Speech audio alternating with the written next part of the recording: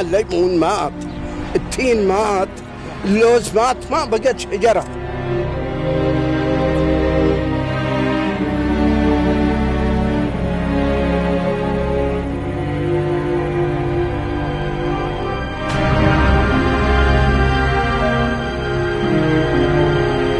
اللي انزرع اللي استوى من مئات السنين فغمضة عين راح يمحوه، لا دجاجة ما راح تشوف ولا سمكة بلطي ولا سحلفة ولا راح تشوف ولا حاجة، كله بينقرض فغمضة عين.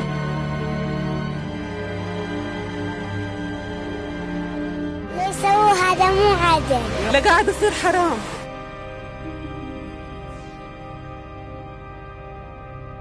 وأحب أتمشى هني، الناس هني كلها تسوي رياضة، فالناس هني لو دفنوا بصير تفحيط. منظر خلاب المفروض يزينوه، وهذا تستفيد منه الحيوانات والناس ترتاح تجري، لما تجري هني تنبسط. المفروض انه ما يسكروه، هذا مناظر خلابه حرام يسكروها. لازم هذا مويه برا رو بحر، ما في مويه برا هذا مجرى، بعدين سجر موت.